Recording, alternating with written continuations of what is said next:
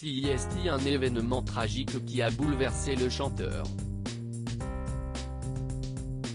40 ans après sa mort, survenue le 20 août 1980 des suites d'un infarctus du myocarde alors qu'il était âgé de 41 ans, Joe Dassin demeure un mythe de la chanson française.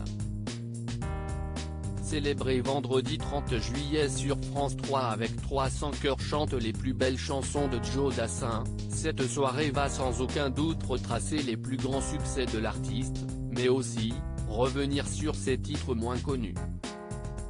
Cependant, malgré une carrière riche, il se trouve que quelques drames privés ont parsemé le chemin du chanteur, comme la mort de son premier fils, Joshua.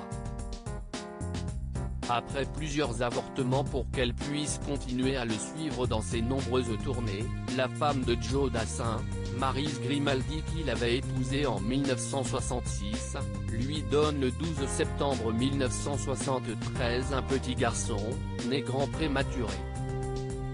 Un bonheur de quelques jours seulement pour le couple, puisque 5 jours après sa naissance, le petit garçon a rendu son dernier souffle, entraînant avec lui le mariage de ses parents. Côté carrière, le chanteur a essuyé suite à ce drame 2 échecs cuisants avec ses 2 albums 13 chansons nouvelles, sortis en 1973, et Le Costume Blanc, 1975. Un double coup dur pour Joe Dassin qui a divorcé de Maryse Grimaldi à l'amiable en 1977, soit un an après avoir rencontré Christine Delvaux. Combien d'enfants a eu Joe Dassin? Étudiante et fille d'un commerçant de Rouen, cette dernière avait fait la rencontre du défunt chanteur dans une discothèque de Courchevel.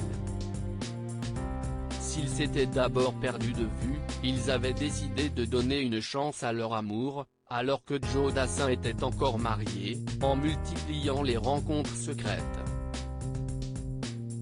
Une fois divorcé, il avait pu se consacrer à une nouvelle vie avec sa bien-aimée, lui disant oui pour la vie en janvier 1978, lors d'un mariage célébré à Cotignac, dans le département du Var. Une union qui a vu naître 2 enfants, Jonathan le 14 septembre 1978, et Julien, le 22 mars 1980, soit quelques mois seulement avant la mort de son père.